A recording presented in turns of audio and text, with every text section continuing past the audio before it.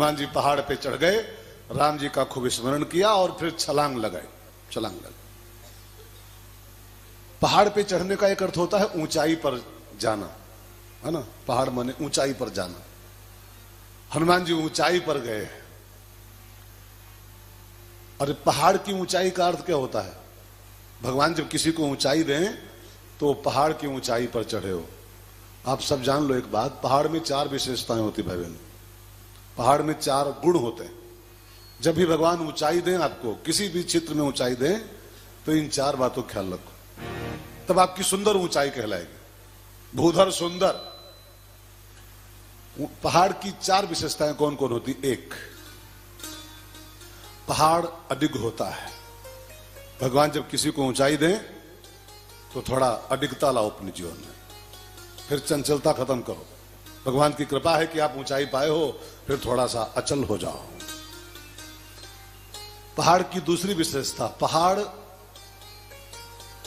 ठंडे होते हैं, शीतल होते हैं। शिमला है, बद्रीनाथ, केदारनाथ, ये सब पहाड़ ठंडे। भगवान जब ऊंचाई आपको दे किसी चीज की, किसी फील्ड में, तो बहुत गर्म जीवन मत दियो, थोड़ा ठंडे हो जाओ। थोड़ा समाज को, मोहल्ले को साथ में लेके चलो। ऊंचाई पाने के बाद हम बहुत गर्म हो लेते हैं। ऊंचाई पाने के बाद हम बहुत अहंकारी हो जाते हैं। पहाड़ की तीसरी विशेषता, पहाड़ सफेद होते हैं, सफेद बर्फ से ढके हुए। तो ऊंचाई पाने के बाद इंसान को अपनी सफेदी बढ़ानी चाहिए। सफेद माने सफेद कपड़े नहीं, सफेद कुर्ता धोती नहीं। सफेद माने होता है सात्विकता। सात्विकता। भगवान जब ऊंचाई दे दें तो थोड़ा और सात्विक हो जाओ, थोड़ा और सहज हो जाओ। तो हनुमान जी उस ऊंचाई पे चढ़ के और राम जी का स्मरण किए। एक बात और ध्यान, ऊंचाई के बाद राम को मत भूलना। हनुमान जी ऊंचाई पर खड़े हैं, चोटी पर खड़े हैं, लेकिन तब भी बार बार रघुवीर संहारी। हम लोग क्या करते हैं, जरा भी ऊंचाई को पाते हैं तो राम जी को पहले भूल जाते हैं। वो कौन सा दोहा आपने पढ़ा होगा, सुख में सुमिरन सब करें और सुख में नहीं, दुख में सुमिरन सब करें और सुख में करे न कोई। जरा से ऊंचाई मिली, जरा सा कोई हाइट पर पहुंचे, जरा सा कोई तरक्की जीवन में आई कि हम भजन छोड़ देते, हम भगवान का सुमिरन छोड़ देते। यहां देखो हनुमान जी चोटी पर खड़े हैं, लेकिन इतनी ऊंचाई पाने के बाद भी बार बार रघुवीर संहारी। राम जी को खूब याद कर रहे हैं। और फिर हनुमान जी महाराज लगाए छलांग। पहले जप किया और फिर जंप मारा। जप के बाद जंप लगाया। तर के पवन तनय बल भारी, तर के पवन तनय बल भारी।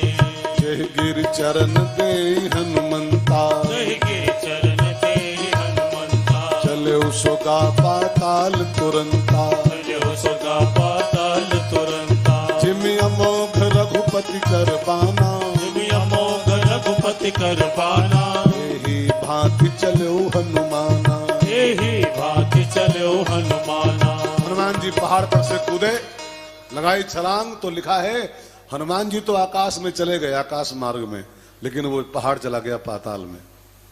पहाड़ का एक अर्थ होता है अहंकार, ऊंचाई का अहंकार। जब कोई ऊंचाई इंसान पाता है तो एक चोटी अंदर खड़ी होती है, मैं बहुत बड़ा हो गया हूं। हनुमान जी ने छलांग लगाते लगाते उस ऊंचाई के अहंकार को ऐसी लात मारी कि उस अहंकार नीचे चला गया। ध्यान देना, सीता की खोज में सफलता पाना चाहते हो, सीता माने भक्ति, ठीक है ना, इसको याद रखिएगा, भक्ति।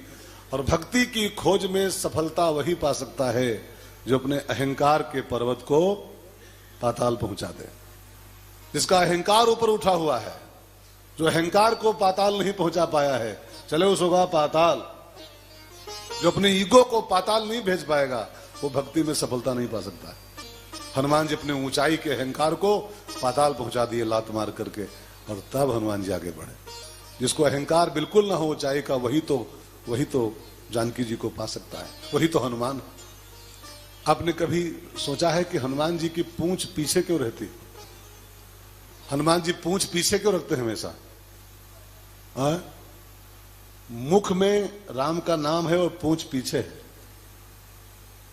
इसका कभी वो कॉम्बिनेशन निकाला, इसका अर्थ निकाला क्या होता है? आगे राम का नाम, मुख में राम का नाम और पूंछ पीछे। सच्चा हनुमान कौन? जो आगे राम को रखे और पूंछ को पीछे रखे। पूंछ माने क्या होता है जी? पूंछ माने पूंछ नहीं, वो पूंछ नहीं, पूंछ माने होता है, वो बोलते ना इसकी बड़ी पूंछ है भाई साहब, इसकी बड़ी पूंछ है, समाज में बड़ी पूंछ है। पूंछ माने क्या होता है? अब तो बोलो। पहचान, प्रतिष्ठा, इज्जत, मान सम्मान, वाहवाही, इसको पूंछ कहते हैं साहित्यिक भाषा में। जो मुख में राम के नाम को रखे और पूंछ को पीछे रखे। अब तो बात समझ में आगे होगी। भजन आगे और प्रतिष्ठा पीछे, प्रतिष्ठा पीछे, वाहवाही पीछे, जाए चूल्हे में वाहवाही। पूंछ को पीछे रखने का यही अर्थ करना चाहिए इंसान को। पूंछ माने प्रतिष्ठा होता है, पूंछ माने जय जयकार होता है। आगे राम का नाम, आगे भजन और वाहवाही पीछे। ऐसा आदमी ही राम का काम कर सकता है। और जो पूंछ को आगे ले आएगा वो बीच में रह जाएगा, पार नहीं हो पाएगा।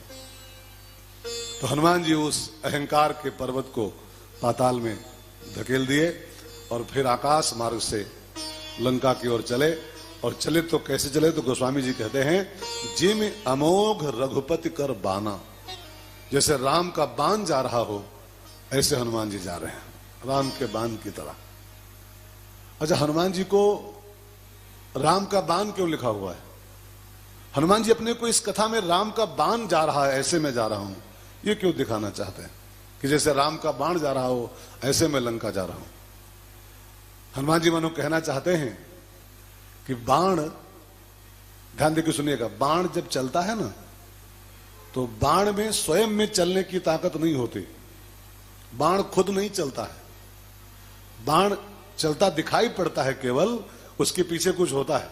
क्या होता है जी? क्या होता है? बाण जब चल रहा होता है तो इसका मतलब होता है कि उस बाण को किसी धनुषधारी ने अपने धनुष पे चढ़ा के छोड़ा है पूरी ताकत के साथ। उसके पीछे उस धनुषधारी की ताकत लगी हुई, किसी धनुषधारी ने पूरे बल से हमको छोड़ा है, तब मैं जा रहा हूं। हनुमान जी मानो कहना चाहते हैं कि हे चंडीगढ़ वालों, आपको हनुमान केवल चलता दिखाई पड़ रहा है, बस से बाण उड़ता जा रहा हो, बाण सन निकल रहा हो, तो बाण खाली कैमरे में बाण आएगा कि बाण जा रहा है, लेकिन बाण खुद नहीं जा रहा है।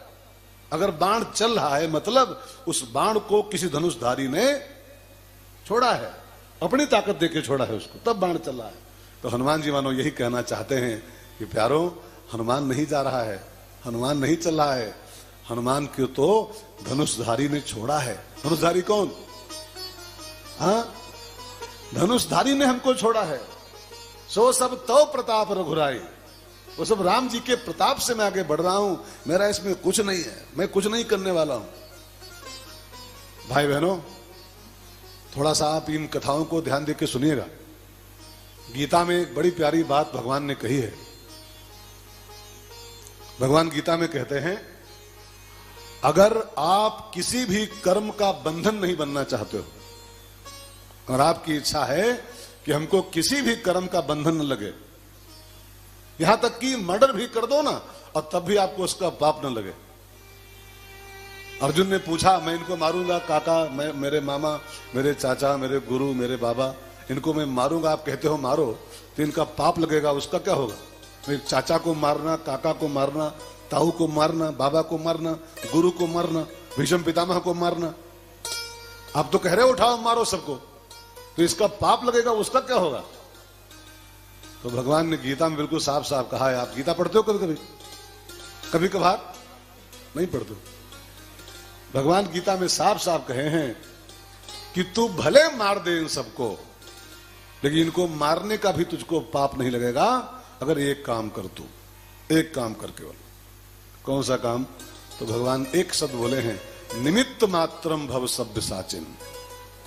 तो अपने को कर्ता मत मान, तो अपने को खाली निमित्त मान कि मुझको भगवान ने आज्ञा दिया है तो मैं भगवान की आज्ञा का पालन कर रहा हूं, मैं नहीं कुछ कर रहा हूं।